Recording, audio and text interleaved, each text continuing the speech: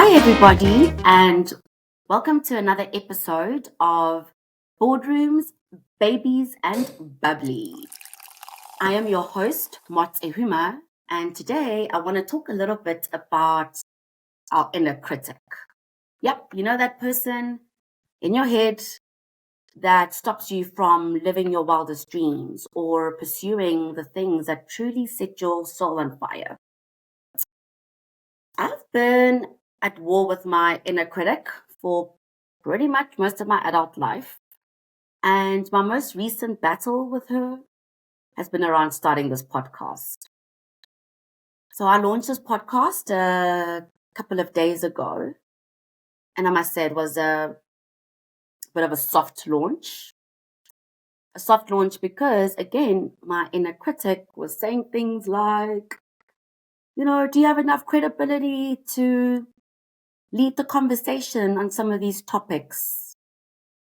Some of the things my inner critic was saying to me is like, you absolutely cannot tell the world about this podcast yet because your recording's not great. You don't have all the equipment. The dog is barking in one of the episodes. But a lot of that noise was starting to become rather crippling. And then eventually, with the help of my coach, who was my last guest, we were like, no, we're doing this. Smarts, you're doing this. Screw your inner critic. You've got enough stories to share, enough experiences from your travels and working in different cultures and countries. You've got so many incredible people in your network whose stories and experiences have shaped me so much that I think any listener will take away from that conversation just a lot of nuggets of wisdom and inspiration. So I think the point of what I'm saying is we all have this inner critic. And sometimes you've just got to be courageous enough and brave enough to start with what you have, start where you are, but just start. And I have to say, since I started the podcast, the number of people that have come to me and have been so encouraging, have given ideas, have given suggestions on how to make it better. And it's only just because I started, right? If I had kept this dream or passion away from the world, anyway, I digress. My point is, as I was thinking about this inner critic and just my journey with starting this podcast, right, is why is it that as adults particularly, we allow our inner critic to take over? And my realization is that that's how we socialized, right, throughout our whole lives. So think of us when we're little kids or babies learning to stand or walk. Like you're looking for the external world, your parents' friends to like clap for you every time you stand, and you see them being so happy that you've done something that you keep wanting to do more of that. And then you fast forward to school, do well in a test, and your parents are like, "That's fantastic! You're getting great grades. Your teachers are proud of you." And then when you don't deliver on like great grades, and you're worried now, what are they going to think? Are they going to hold me in the same light? And then we get to adulthood and we realize that so much of our lives and so much of what we do and say and how we show up is based off of other people's agenda, other people's aspirations for us, based off other people's perceptions of us. And it's so hard to unlearn that. You have to be so intentional and just really self-aware to be able to really start standing up to your inner critic. And as I've been reflecting, as a mom with the fabulous daughter who's 6, going on 16, I'm always making sure that the words that I use, how I show up for her, is very encouraging and nurturing. Because I'm realizing that actually, when she's an adult, her inner voice will be shaped a lot by what I say to her when she's a young child, right?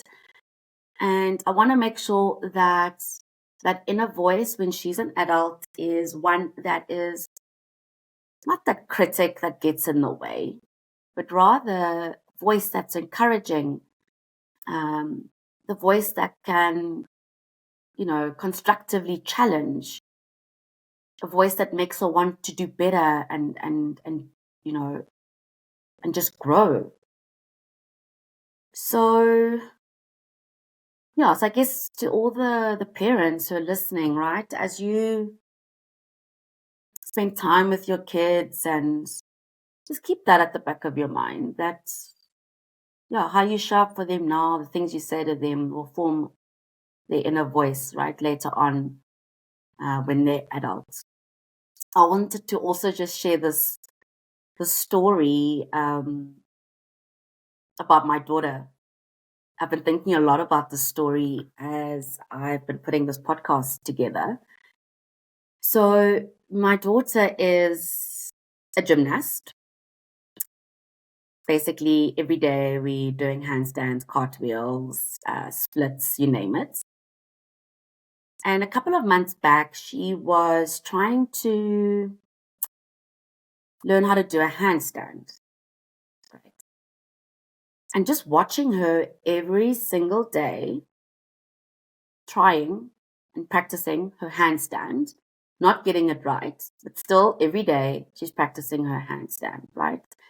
And that just made me realize the importance of showing up for yourself and just being consistent, and making sure that every day, despite your inner critic, despite your fear of failure or not getting it right, you're doing a little bit every single day towards the things that set your soul on fire, right? And then the other thing I learned watching her, practicing this handstand was when she realized that, okay, I might need a little bit of support and help. She reached out. She was like, Mom, please hold my legs. And I'd have to stop what I'm doing and go over and hold her legs and help her out.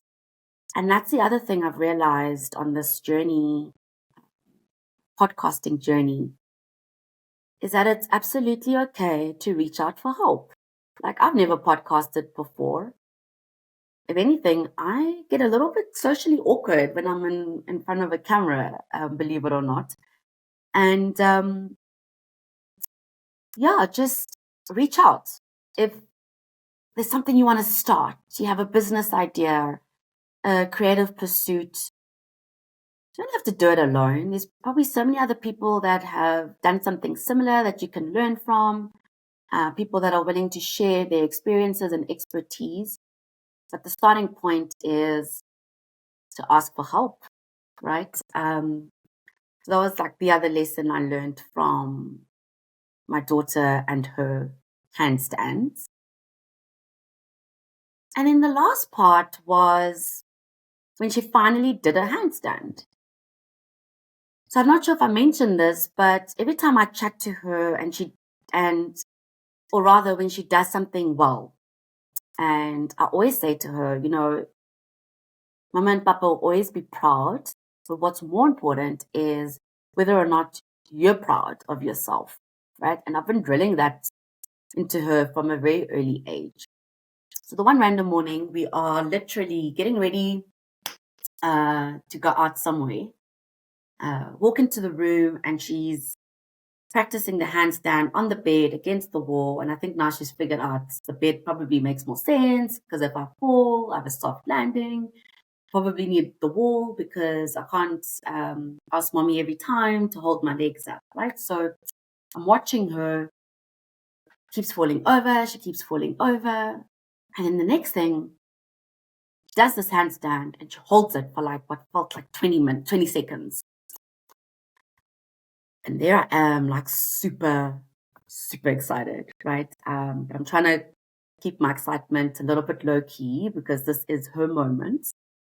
And as she comes down from her handstand, she looks at me, eyes wide open, and she's like, Mommy, did you see that? Did you see that? And I'm like, yes, Pumpkin, I saw that. And just as I was about to go, like, I'm so proud of you. And the whole spiel that we do as parents, right? She was like, Mommy, did you see that? I am so proud of myself. And in that moment, literally my eyes were welling. Even as I tell the story, I'm getting goosebumps because that's what we want, right, for our kids. We want them to have the sense that the effort that they're putting in towards their dreams and their pursuits and the things that, excite them, they should be proud of themselves, right? And that pride and that validation should come from within. It's great to get the external validation from time to time. It feels good. I'm not saying that's, you shouldn't, be happy about that, but it's just making sure that you're living your life um, based off your desires, your agenda, and are able to validate self, right? Yeah, so that is pretty much what I just wanted to share with you. Like I said in the intro of this podcast, I think there'll be days where, there's something that's just on my mind, a learning, a reflection that I want to share. And I hope it inspires something in you or sparks something for you. So thanks for listening in and catch you on the next episode of Boardrooms, Babies, and Bubbly. Cheers.